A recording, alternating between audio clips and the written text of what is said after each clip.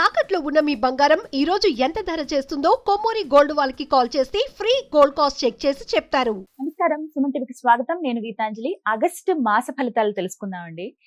సాధారణంగా మనకి తెలుసు రాశి ఫలాలు సంవత్సరానికి ఒకసారి తెలుసుకుంటాం, కానీ ప్రతి మాసం అనేది మనకి ఒక ముందు జాగ్రత్త చర్యగా అందులో భాగంగానే ఈ వీడియోస్ అన్ని చేయటం కూడాను మనకి చాలా చక్కగా వివరిస్తూ ఉంటారు. మనం ఎంత జాగ్రత్త పడాలి, నవగ్రహాల స్థితిగతులు ఏ విధంగా ఉన్నాయి, ఏ రాశి వారికి ఎలా ఉండబోతోంది, మెరుగైన ఫలితాల కోసం వారు ఎటువంటి పరిహారాలు చేసుకుంటే మంచిదో ఇవాళ వీడియోలో చూద్దాము. ప్రత్యేకంగా ఒక్కొక్క రాశి 12 రాశులు ఇందులో వివరిస్తారండి. వివరించేందుకు ప్రస్తుతం మనతో పాటు ఉన్నారు జ్యోతిష్య రత్న, జ్యోతిష్య చక్ర వైభవ నిపుణ డాక్టర్ రాళ్లపల్లి రవికుమార్ గురువు గారు. వారితో మాట్లాడదాం. గురుగారు నమస్కారం అండి. నమస్కారం. గురుగారు, ద్వాదశ రాశుల జాతక ఫలితాలు ఈ ఆగస్టు మాసానికి సంబంధించి ముందుగా గ్రహస్థితి ఎలా ఉందో తెలియచేస్తారా? తప్పకుండా అమ్మా. శరదిందు సమాకారే పరబ్రహ్మ స్వరూపిణి వాసరాపీఠ నిలయ సరస్వతి నమస్తుతే. సుమన్ టీవీ ప్రేక్షకులు నమస్కారం. ద్వాదశ రాశుల్లో నవగ్రహాలు ఈ ఆగస్టు మాసంలో ఎక్కడున్నాయి ఇప్పుడు తెలుసుకుందాం.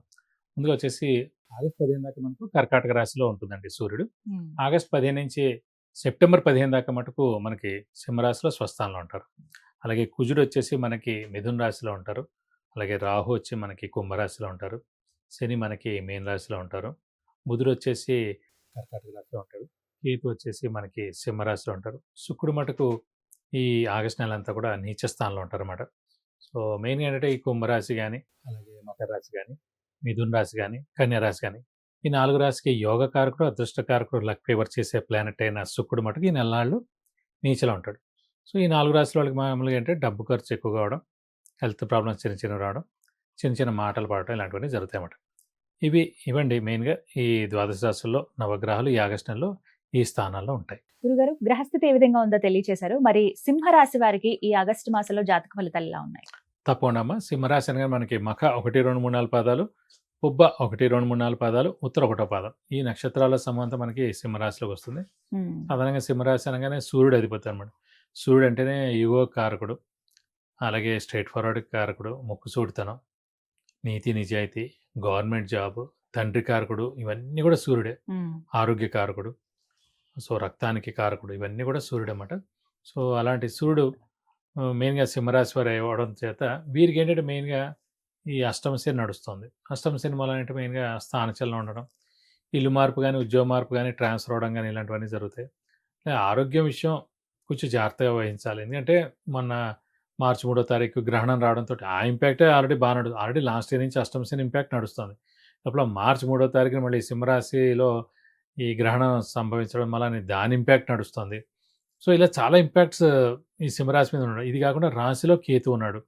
సో ఇది ఒక గ్రహణ ఎఫెక్ట్ అని చెప్పుకోవాలి. ఇదివరకు కూడా మనం చెప్పుకున్నాం. ఎందుకంటే మన చంద్రుడు ఎప్పుడైనా సరే రాహుతో కానీ కేతువుతో కానీ జాతకంలో కలిసినప్పుడే అది ఒక గ్రహణ సమయంలో మనం పుట్టినట్టు అన్నమాట.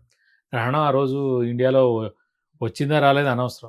కేతువుతో చంద్రుడున్నా, కేతువుతో రాహు ఉన్నా, రవితో కేతు ఉన్న, రవితో రాహు కలిసి ఉన్న జాతకంలో ఒక గ్రహణ సమయం లాంటిది ప్రపంచంలో ఎక్కడొక్కడ గ్రహణ సమయంలో మీరు పుట్టినట్టు అన్నమాట. సో ఇంపాక్ట్ ఎప్పుడు ఉంటుంది. అది ఎప్పుడు మనం ఏదో ఆలోచిస్తున్నట్టు, అధైర్యపడుతున్నట్టు, మానసిక ఆందోళన, స్ట్రెస్, స్ట్రెయిన్.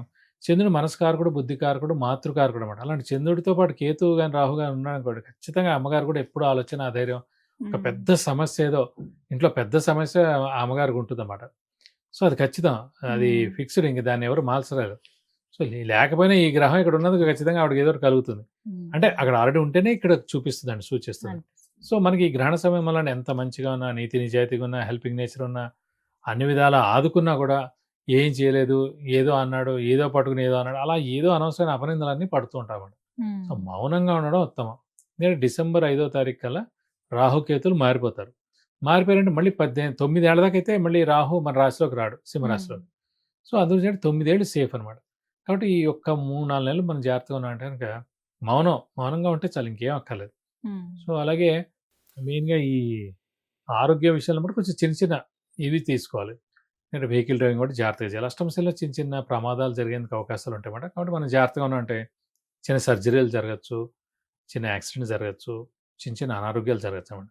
కొంచెం మనం అలర్ట్గా ఉన్నాం అనుకోండి, ఏం ప్రాబ్లం లేదన్నమాట. సో కొంచెం దైవబలం, దైవానుగ్రహం పెంచుకుంటే కనుక ఈ మాసం అంతా బాగానే ఉంటుందని చెప్పుకోవాలమ్మా. గురుగారు, మరి వీరికి స్థాన చలనం ఏమైనా ఉందా అండి? అంటే అష్టమ శని, మెయిన్గా అష్టమ శని, ఏలినాటి శని, అర్ధాష్టమ శని అండి. ఇప్పుడు ఏలినాటి శని అనుకోండి 7.5 సంవత్సరాలు. 7.5 సంవత్సరాల్లో 2 సార్లు కానీ 3 సార్లు కానీ స్థానచలనం ఉంటుంది. అది అర్ధాష్టమ శని అనుకోండి 2.5 ఏళ్ళే, అష్టమ శని అయినా 2.5 ఏళ్ళే. 2.5 ఏళ్ళలో ఖచ్చితంగా ఒకసారైనా స్థానచలనం ఉంటుంది. ఆ స్థానచలనం అంటేనే మెయిన్గా ఇల్లు మార్పు కానీ, ఉద్యోగ మార్పు కానీ, ట్రాన్స్ఫర్ అవడం కానీ, బిల్డింగ్ మారడం కానీ, డిపార్ట్మెంట్ చేంజ్ కానీ, ఫారెన్ వెళ్ళిపోవడం కానీ, ఫారెన్ ఎవరో ట్రై చేస్తుంటారు. ఇది సరైన సమయం అనమాట. ఈజీగా వెళ్ళిపోగలుగుతారు, ఎందుకంటే ఈయనకి ఆల్రెడీ స్థానచలనం చూపిస్తాం కాబట్టి. అలా వేరే ఊరు వెళ్ళి ట్రాన్స్ఫర్ అయ్యి అక్కడ జాబ్ చేయడం కానీ జరిగే అవకాశాలు ఎక్కువగా ఉన్నాయి. 100% ఉంటుందని చెప్పుకోవాలి. దైవబలం ఉంటుందా అండి వీరికి? దైవబలం అనేది అంటే మెయిన్గా గురువుతో వస్తుందండి. దైవబలం అనేది ఉంది, ఎందుకంటే గురువు ఉచ్చస్థానం. మీరు చెప్పిన అదే తక్కువ ఎందుకు ఉంటుంది అంటే అండి, మనకి ఇప్పుడు మనం ఎలా చూసుకుంటున్నాం గోచారంలో, గురువు మన రాశి నుంచి 2వ స్థానం, 5వ స్థానం, 7వ స్థానం, 9వ స్థానం, 11వ స్థానం. ఈ 5 స్థానాల్లోనే గురువు ప్రవేశించినప్పుడు సంవత్సరం కాలం పాటు ఉంటాడు కాబట్టి అప్పుడు దైవబలం గురుబలం ఉందని చెప్పుకుంటున్నాం. ఇప్పుడు వ్యయ స్థానంలో ఉన్నాడు కదా, కానీ ఉచ్చ స్థానంలో ఉన్నాడు కాబట్టి 60% రిజల్ట్ ఇస్తారన్నమాట. సో 60% వీళ్ళకి దైవబలం ఉందని చెప్పుకోవచ్చు. మరి పరిహారం కూడా తెలియచేయండి గురుగారు. పరిహారం మటుకు మెయిన్గా ఈ శని రిలేటెడ్దే చేసుకుంటే మంచిది. మెయిన్గా ప్రతి శనివారం ఉపవాసం ఉండడం, వెంకటేశ్వర స్వామి మరియు ఆంజనేయ స్వామిని ఎక్కువగా పూజించడం, ప్రతిరోజు వెంకటేశ్వర స్వామి ఆంజనేయ స్వామి అష్టోత్తరం చదువుకుంటే మంచిది. ఇలా ప్రతి బుధవారం శనివారం మనం వెంకటేశ్వర స్వామి టెంపుల్కి వెళ్ళి 40 ప్రదక్షిణాలు చేసి వీలవుతే కనుక మన పేరు నక్షత్ర గోతనామాలతోటి అభిషేకం కానీ అర్చన కానీ చేయించుకుంటే మంచిది. మంగళవారం కానీ శనివారం కానీ ఆంజనేయ స్వామి టెంపుల్కి వెళ్ళి అక్కడ ఆంజనేయ స్వామికి వడమాల సమర్పించడం, సింధూరు పూజ చేయించుకోవడం, లేదంటే తమలపాకులు పూజ చేస్తే కనుక మనకి అన్ని విధాలా మంచి చేకూరుతుంది. అలా వీలైతే ఒకసారి రక్తదానం కూడా, శనివారం రోజు రక్తదానం చేసామనుకోండి ఎలాంటి దోషాలన్నా తొలగిపోయి నా ఆరోగ్యం కూడా బాగుంటుందని చెప్పుకోవచ్చు. చక్కగా తెలియజేశారండి, ధన్యవాదాలు గురుగారు. నమస్కారం. విన్నారు కదా, ప్రతి మాసంలో ఇలా జాతక ఫలితాలు తెలియజేస్తున్నారండి. అలాగే నేరుగా గురువు గారిని కలవాలని చాలా మంది కోరుకుంటారు. అందులో భాగంగా చాలా ప్రశ్నలు నిత్య జీవితంలో మనకెదురయ్యే ఉంటాయి.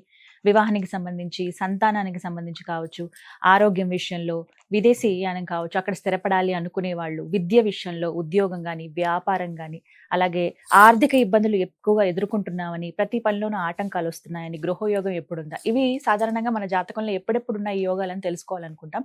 వాటి గురించి మీరు గురువు గారిని సంప్రదించవచ్చండి.